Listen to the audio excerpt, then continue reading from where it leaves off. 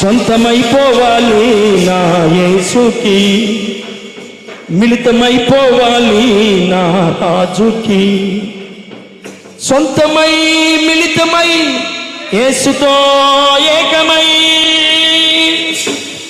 ఎగిరి వెళ్ళిపోవాలి నా రాజుకి, ఎగిరి వెళ్ళిపోవాలి నా రాజుకి. సొంతమైపోవాలి నా యేసుతో, అయిపోవాలి నా రాజుతో. సొంతమై ఏకమై లీనమై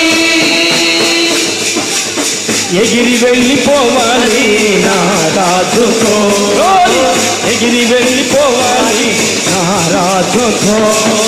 పరదేశిగా నేను వచ్చానిలా ప్రభు ప్రేమ కీర్తిని చాటాలని.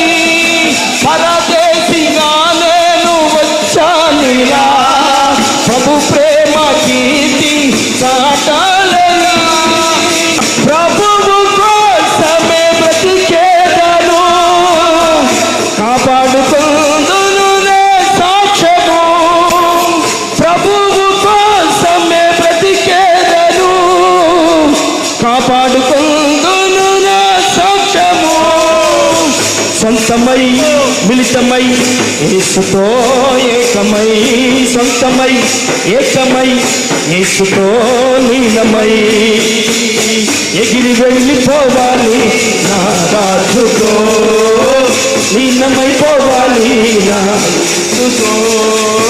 సొంతమైపోవాలి నా యేసుతో, వెళ్ళిపోవాలి నా రాజుతో.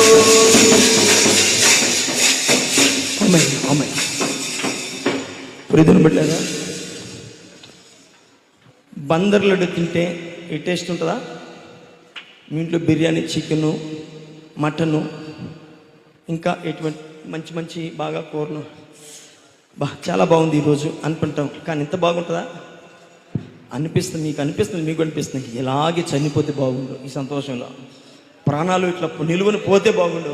మనదన్నట్టు అనుకుంటా రెక్కలు కలిగి ఆకాశపు పక్షిరాజు రెక్కల బలి మనము నూతన బలం పొంది. యెషయా గ్రంథం ఉంది కదా అనండి, యెహోవా కొరకు ఎదురు చూచువారు పక్షి రాజులు అంటే నూతన బలము పొంది రెక్కలు